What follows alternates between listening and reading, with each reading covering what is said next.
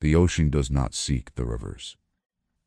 It simply lies low, and every river finds it.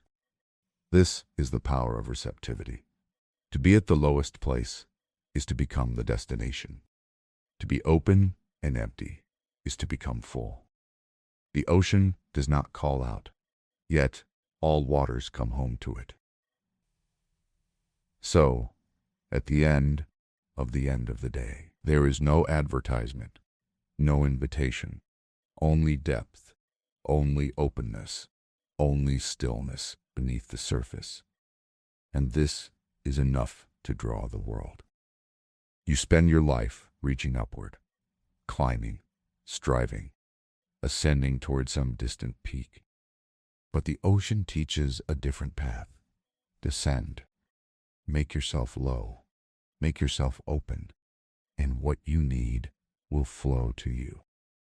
Not through grasping, not through effort, but through becoming the place where things naturally gather. Through being deep enough to hold what comes. The ocean is patient beyond measure. It has waited millions of years for each river. It will wait millions more.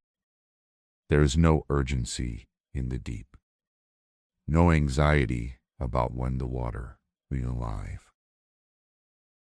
The ocean knows that what is meant to come will come. You count the hours, measure the days. You grow restless when things do not appear on your schedule. But the ocean does not keep a calendar. It simply remains vast and ready. And in its own time, without fail, every river completes its journey. Can you be like this? Can you stop demanding that life arrive according to your plan? Can you simply deepen and trust? The surface of the ocean is in constant motion. Waves rise and fall, white caps form and dissolve.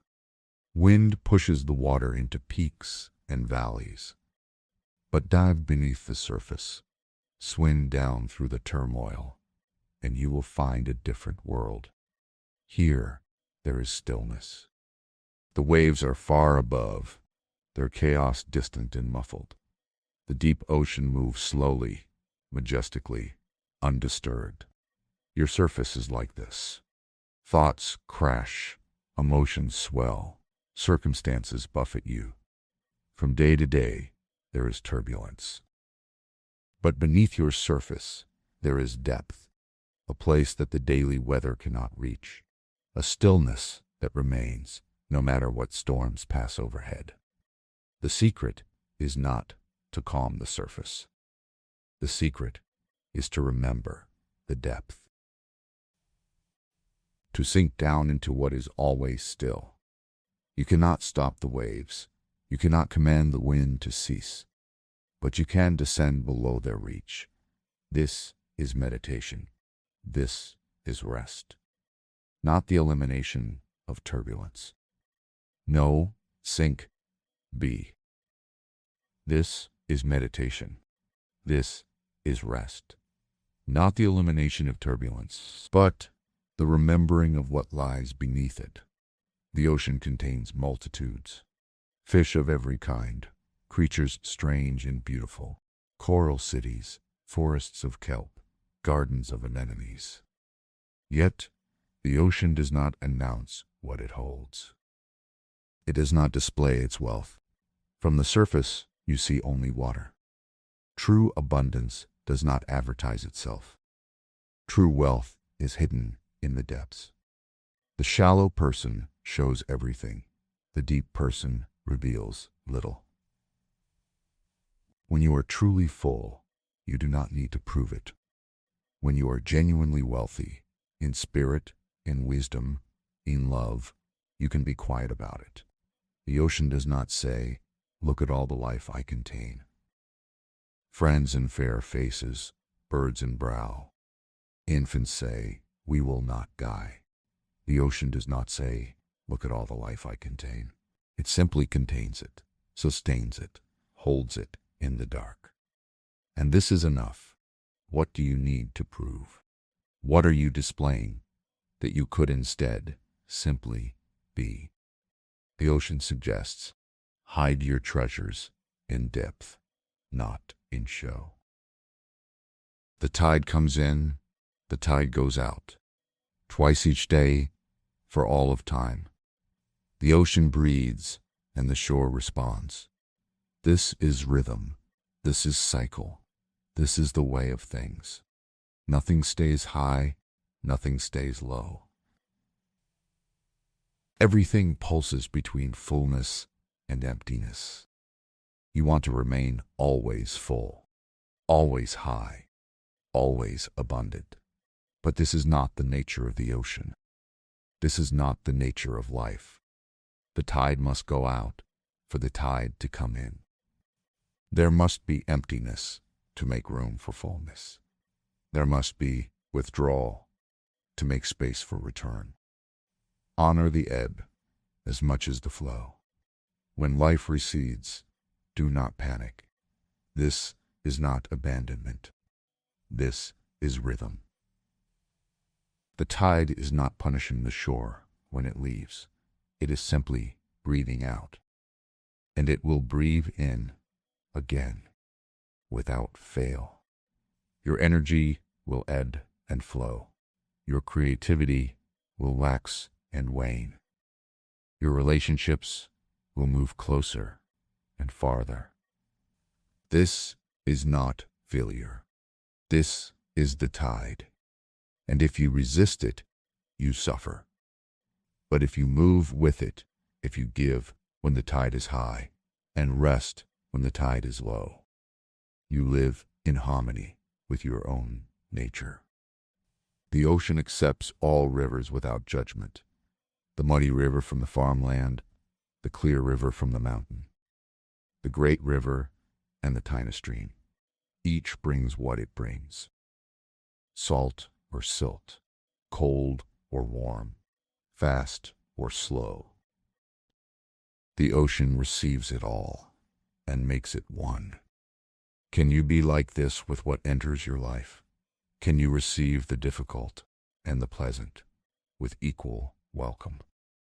Can you accept what comes without sorting it into good and bad? The ocean does not say to the muddy river, "You are dirty, go away."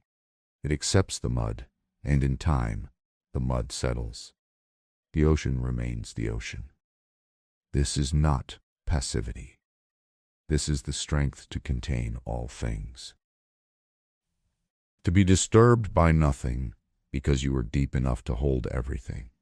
When someone brings you their anger, their grief, their confusion, you do not need to become angry, grieving, confused.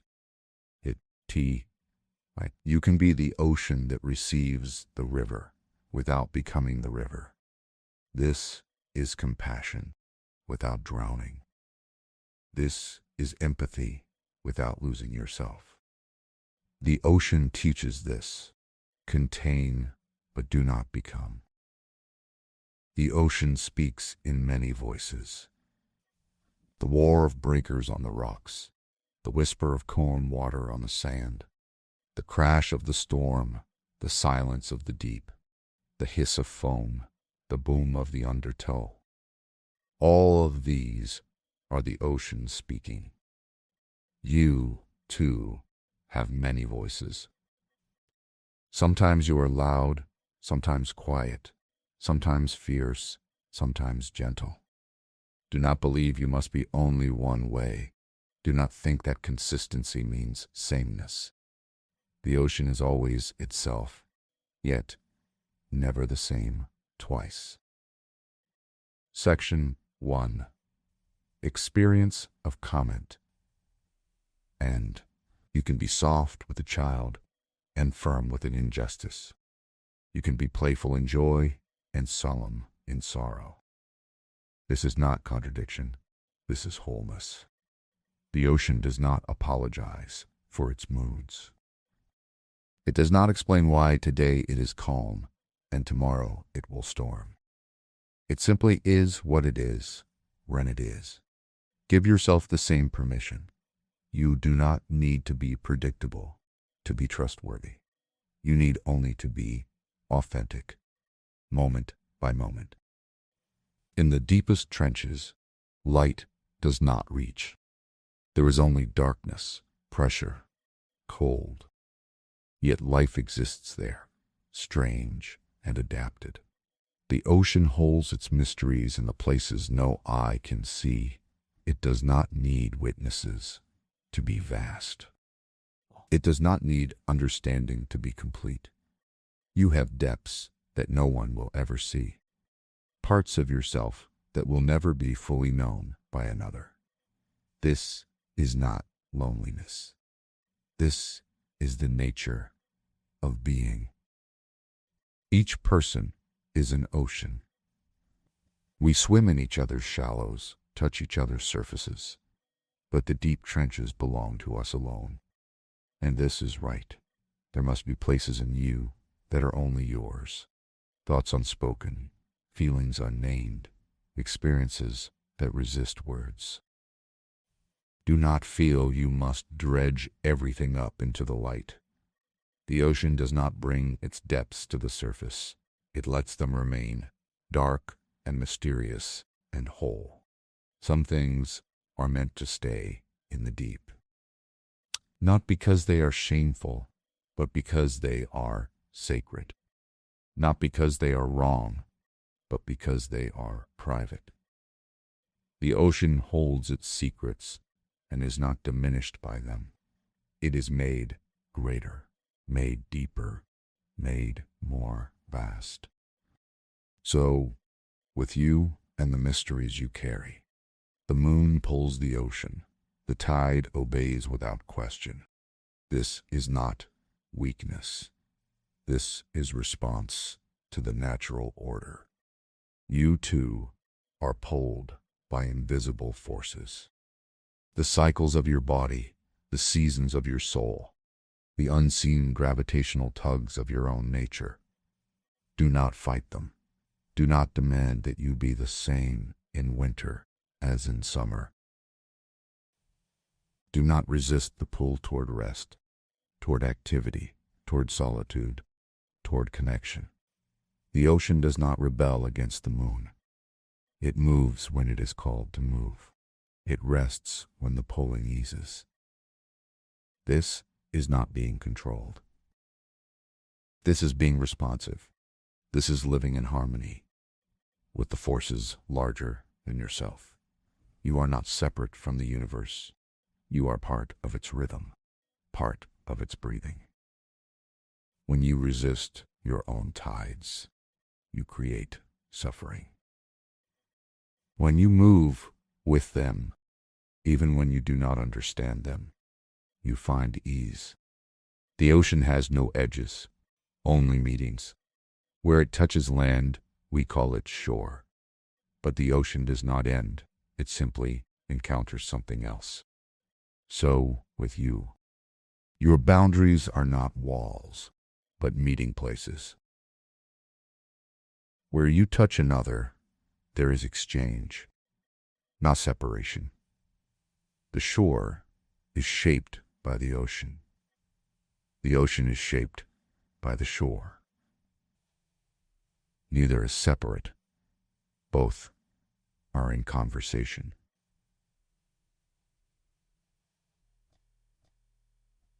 Your relationships are like this.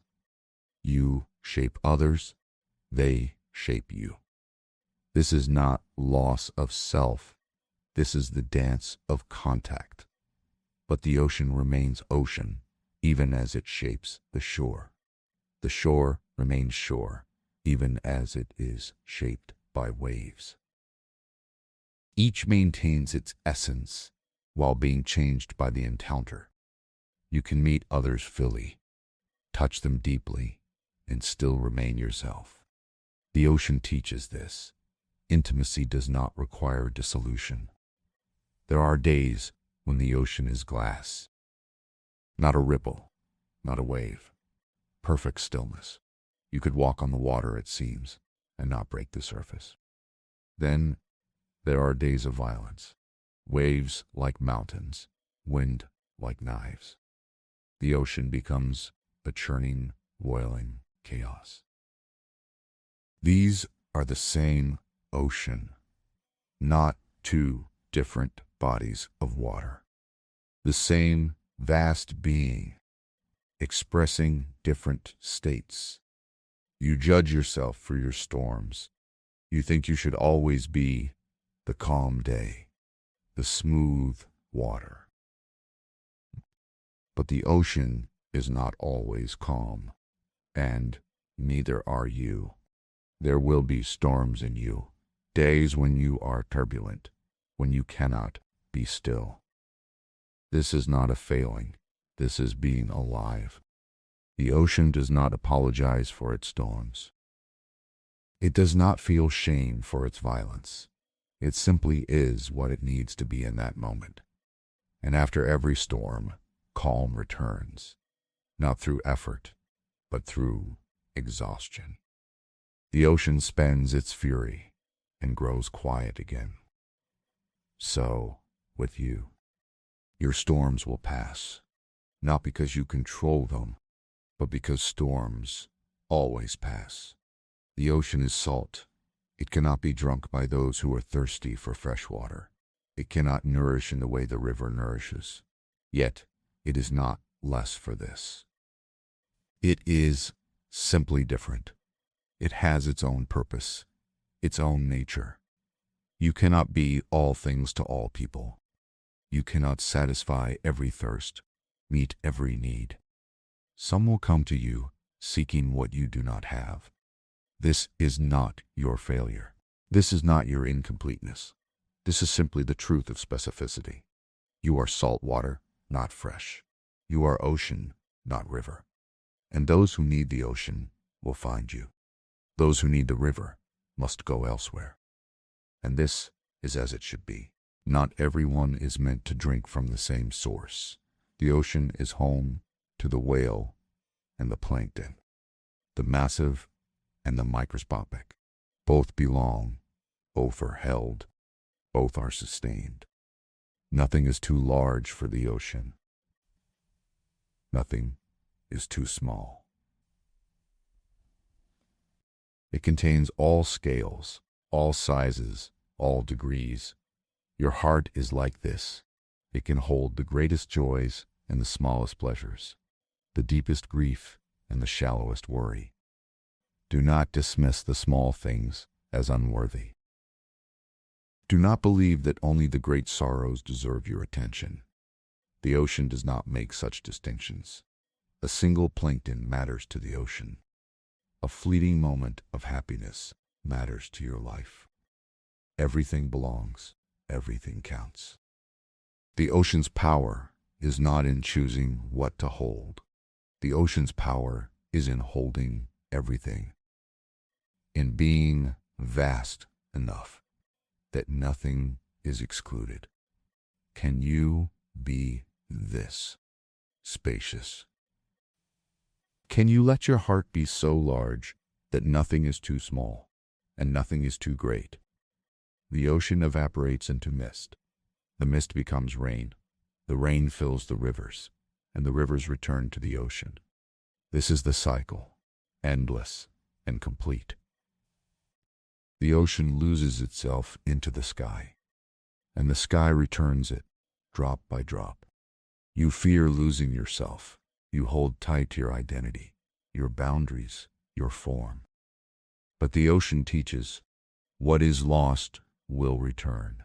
When you give yourself away, in service, in love, in generosity, you do not disappear. You rise into the sky as mist. You fall as rain on distant mountains. You flow back, changed, but not lost, to the ocean of yourself. The cycle ensures that nothing is truly lost. What you give will come back, perhaps not in the same form, perhaps not in the same season, but the ocean knows what rises will fall. What is given will return. This is the way of water, and it is the way of life. There is an ancient question, Can you find where the ocean begins? Can you discover its edge, its origin, its source? The answer is no. The ocean has no beginning. It is simply here, vast and complete. You search for your own beginning. When did I become myself? Where does my true nature start? But perhaps you are like the ocean. Perhaps you have no beginning, only continuation. Perhaps you have always been, in some form, flowing. Before you were born in this body, you were water in the ocean. You were cloud, you were rain, you were river. And after this body falls away, you will be water still. Form after form, but always essentially yourself. The ocean does not wonder about its origin. It simply is, and in being, it is enough. You do not need to trace yourself back to some starting point. You do not need to understand how you came to be.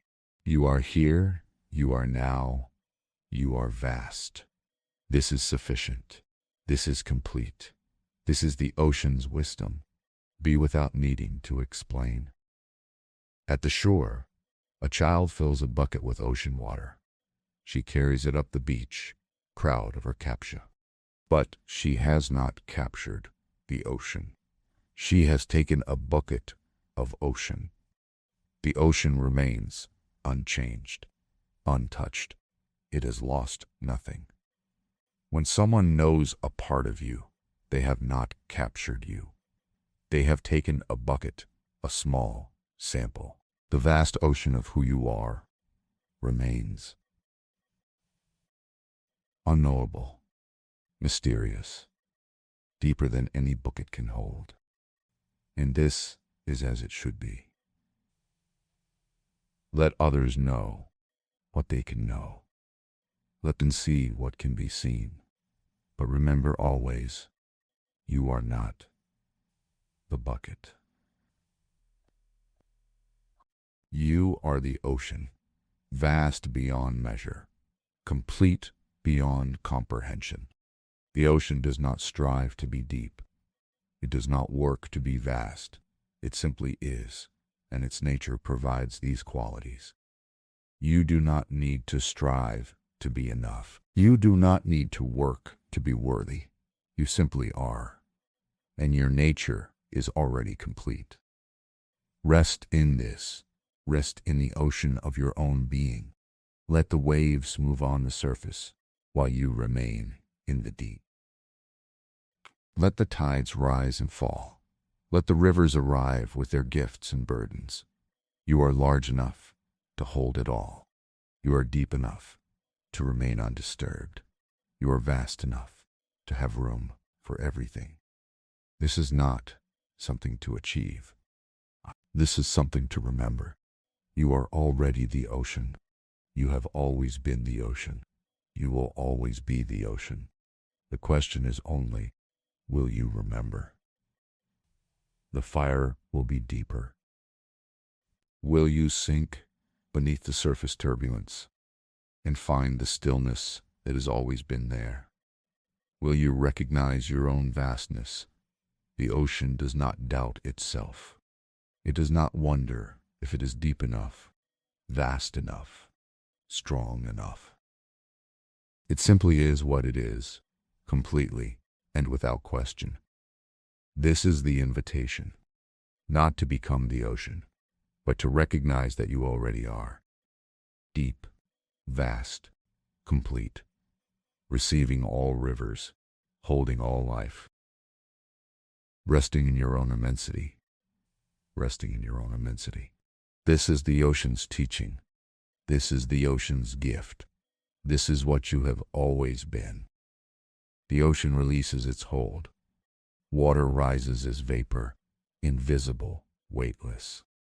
What was heavy becomes light. What was visible becomes hidden. This is not loss. This is transformation. The ocean has not disappeared. It has only changed its form. You cling to your solid self. You hold tight to the form you recognize. But water teaches form is temporary, essence is eternal. The mist does not remember being ocean. It does not carry the weight of its past identity. It simply is what it is now. Vapor, cloud, possibility. Can you release your grip on who you were? Can you rise into what you are becoming without dragging yesterday behind you? The water that becomes mist is the same water, but it is no longer bound by the ocean's boundaries. It can drift anywhere, touch everything, go where liquid could not go. This is the gift of dissolution. When you let go of your fixed form, you become free to move in ways you never imagined. The solid self can only go where feet can walk. The dissolved self can drift on wind, can seep through cracks, can arrive anywhere without force, without effort. Mist rises from the lake at dawn. It hovers between water and air, belonging to neither. It is the between place, the threshold, the moment of change. There are times in your life when you are mist, not quite what you were, not yet what you will be, hovering in the liminal space, undefined and uncertain. Do not rush through this.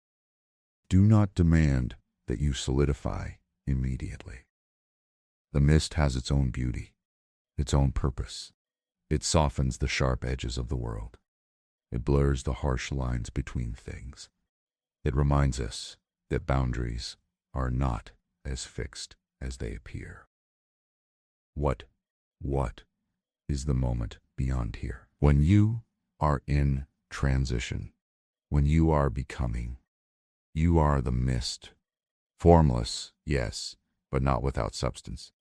Invisible to some, perhaps, but deeply real to those who can sense the moisture in the air, the coolness on the skin.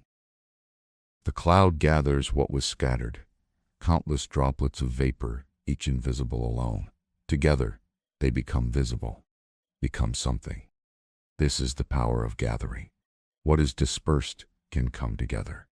What is fragmented can become whole. You feel scattered, pieces of yourself in different places, part of you in the past, part in the future, part with this person, part with that dream. But like vapor gathering into cloud, you can draw yourself together. Not through force, but through the natural pull of your own center. The cloud does not command the droplets. It simply provides a place of condensation, and the droplets, feeling the pull, gather of their own accord. Find your center, the still point within you, and the scattered parts of yourself will begin to drift home. The cloud does not decide when to rain. It does not plan the moment of release.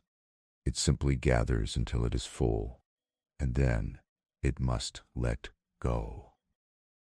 There is a fullness that demands expression, a gathering that must become a giving. You cannot hold forever. At some point, you must release. You collect experiences, emotions, ideas. You hold them in the cloud of your being. But they are not meant to be stored forever.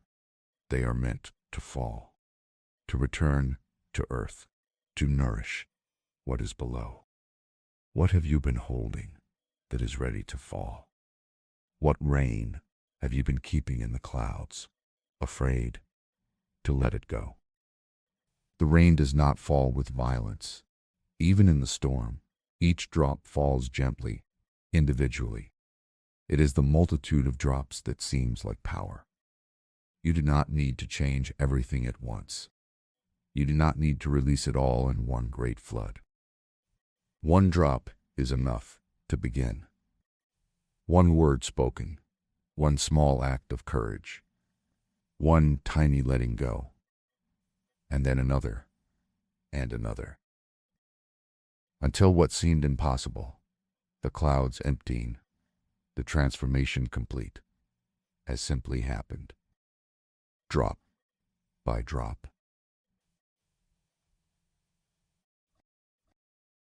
Rain falls on all things equally, on the garden and the garbage, on the just and the unjust, as the old saying goes. It does not choose. It does not discriminate. It simply gives what it has to give. Can you be like this?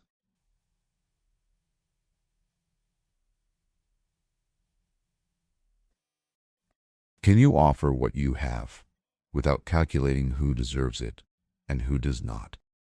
The rain does not ask if the ground is worthy. It falls, and the ground receives. What grows from that meeting is not the rain's concern. Your gift is to give. What others do with what you offer is their journey, not yours. Rain the wisdom you have learned. Rain the love you have gathered. Rain the forgiveness you have cultivated. Let it fall where it falls. Trust that it will nourish what is ready to grow. And do not grieve over the stones that cannot drink. The soft rain soaks in deeply. It penetrates the soil, reaches the roots. The hard rain runs off, floods the surface, erodes. Gentleness penetrates where force cannot. The slow gift is received where the fast gift is wasted. This is true of water, and it is true of wisdom. Water, water. When you try to change someone quickly, when you pour your truth on them in a torrent, most of it runs off. But if you offer small rains, patient rains, gentle words, over time, steady presence, you reach the roots. The rain does not hurry. It falls at the speed of falling. This is the only speed it knows. Your transformation cannot be rushed. Your healing cannot be forced. You change at the speed of changing, which is the speed of rain.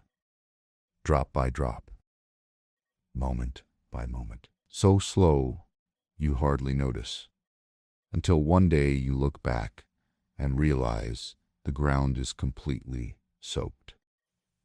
Rain returns what was borrowed. The ocean gave its water to the sky. The sky returns it to the earth. The earth sends it back to the ocean. This is the great circle, the eternal return. Nothing is kept, everything is given back. And in the giving back, nothing is lost. What you have been given, you will give. What you have learned, you will teach. What you have received, you will release. This is not duty, this is nature. You are part of the cycle. You are rain falling, river flowing, ocean receiving, mist rising. To try to keep what comes through you is to try to stop the rain mid-fall. It cannot be done, and the attempt causes suffering. Let it move through you. Let yourself be part of the great circulation. Receive and release. Receive and release. The mist settles on the spider's web. Each strand becomes visible, beaded with tiny droplets. What was invisible is suddenly revealed. This is how truth works. The mist of awareness settles on the web of your life, and suddenly you can see the patterns that were always there. The connections you did not notice, the structure that was holding you, the beauty that was too familiar to be seen. Mist is the revealer, not through harshness or brightness, but through gentle settling, quiet presence. When you bring soft awareness to your life, not the spotlight of judgment, but the mist of attention, things become visible that were hidden. The brain has been water. Not because they were secret, but because they were always in plain sight, and you needed the mist to outline them. Rain on the roof is an ancient lullaby. The steady rhythm, the soft percussion. It tells the body, you are safe. You can rest. And there is something in us that knows this sound, that recognizes it as the sound of nourishment, the sound of the world being cared for. When you hear the rain, you hear time passing. You hear the cycle continuing. You hear the promise that what is dry will be made wet again. Let the rain be your teacher of trust. It falls in its season, without fail. Even in the drought, rain is gathering in the clouds. Your own seasons of dryness will end.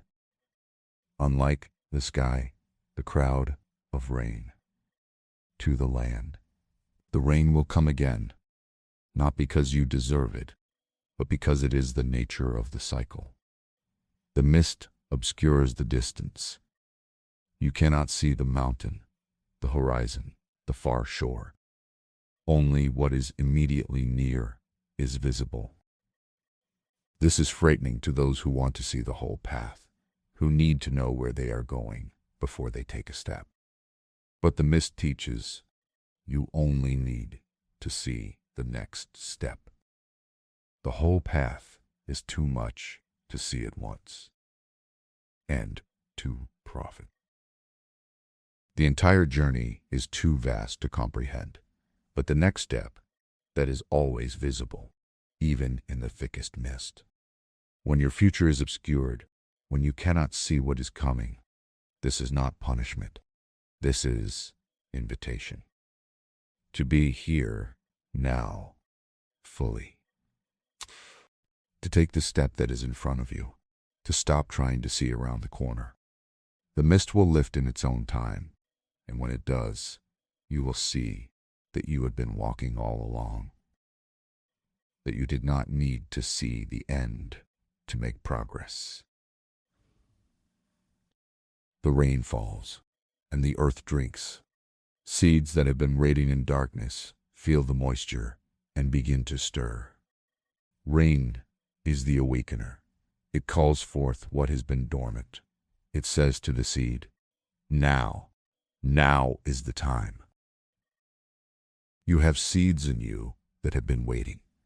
Dreams postponed, gifts not yet given. They are not dead, they are dormant, waiting for the rain, waiting for the right conditions, waiting for the moisture that will soften their shells. Perhaps that rain is falling now. Perhaps this moment, this teaching, this quieting, is the rain your seeds have been waiting for. What in you is ready to germinate? What has been sleeping that is ready to wake? The rain does not command the seed to grow. It simply provides what the seed needs, and the seed, feeling the conditions are right, begins its journey toward the light. There is rain that you can see falling from the sky. End of chapter 5. And there is rain that you cannot see falling inside. The rain of understanding, the rain of letting go. The inner rain is more important than the outer.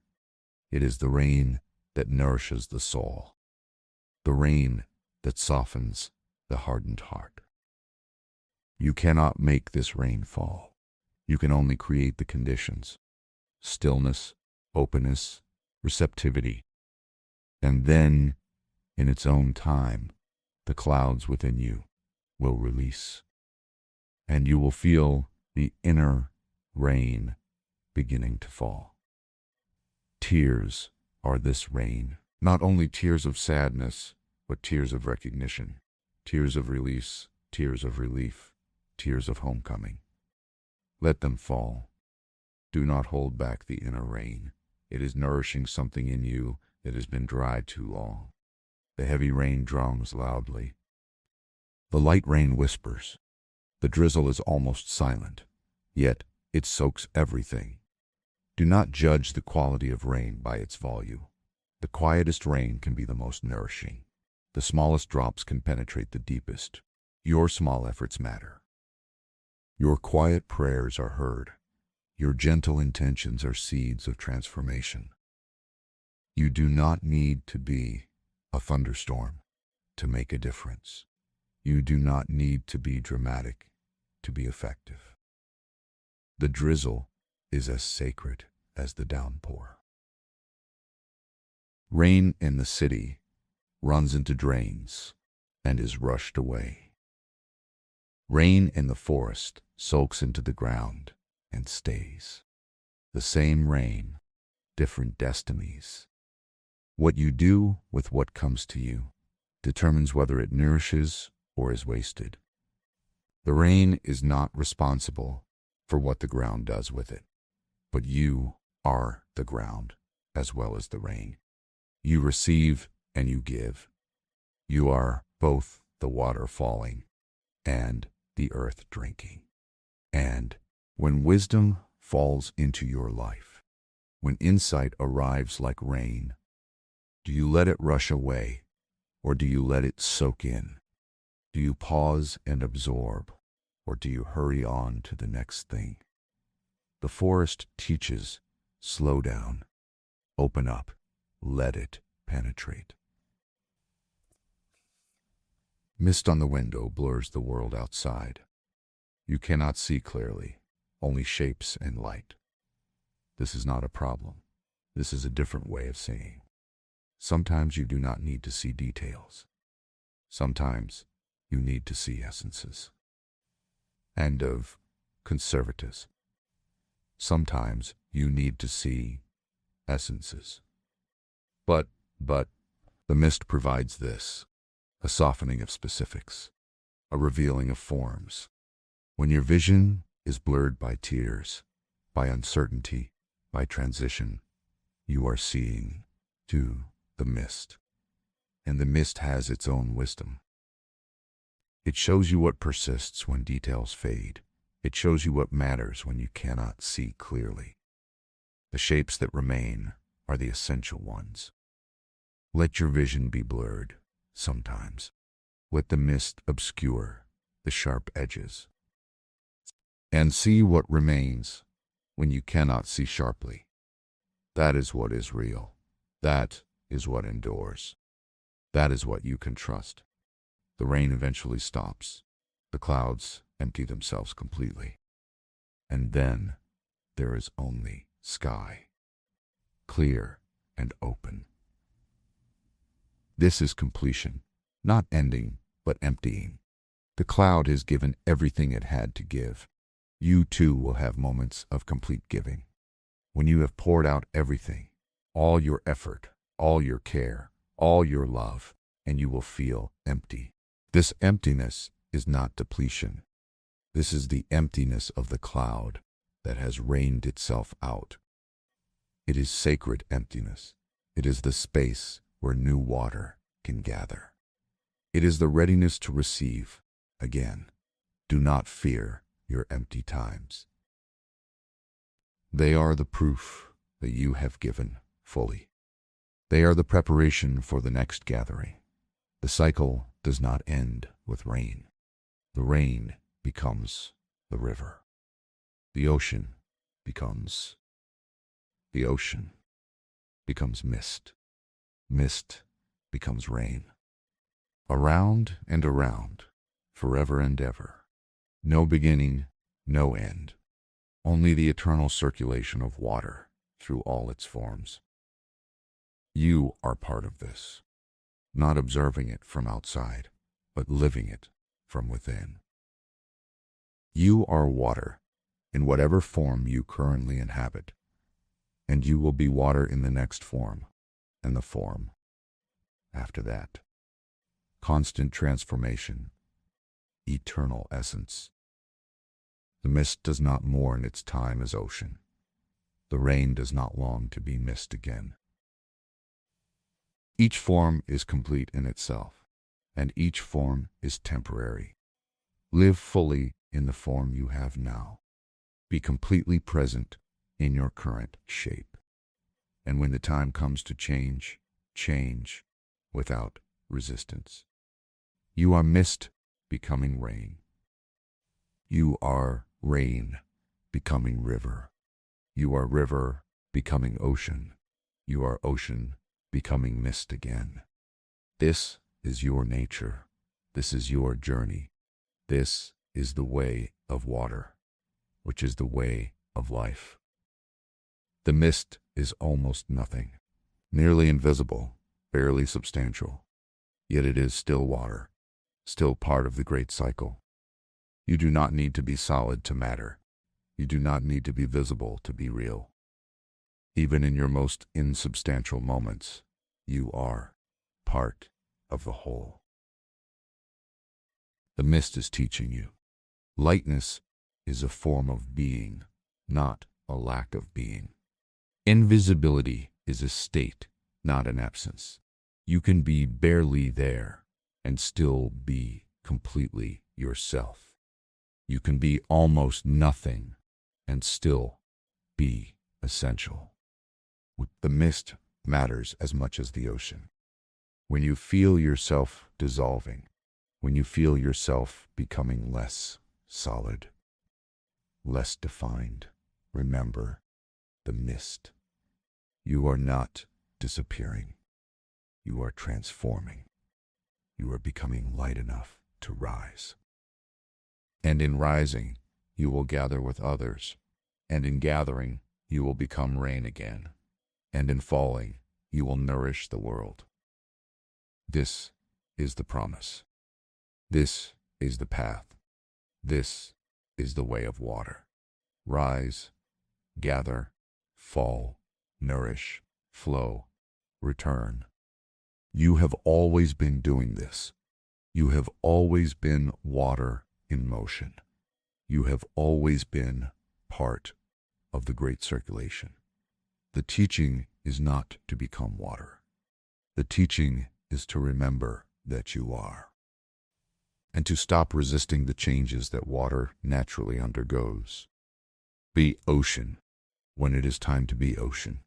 Be mist when it is time to be mist. Be rain when it is time to rain. And trust that the cycle will continue. That what rises will fall. That what falls will flow. That what flows will return. That what returns will rise again. This is the way. This has always been the way. This will always be the way. Rest now. Let yourself be mist for a while. Light, insubstantial, drifting. There is no need to be solid right now. There is no need to be defined. You can hover in the between place. You can be almost invisible, almost nothing, and still be exactly where you need to be. The mist is gathering. Soon it will rain. But not yet. For now, just drift. Just float. Just be the moisture in the air. Barely there, but present. This is enough. This is the mist's gift to you. You can be nearly nothing and still be perfectly complete. Rest in that. Dissolve into that. Let yourself become as light as vapor, as free as mist, as willing as rain, and know that you are water, in whatever form you take, always water, always flowing, always returning home.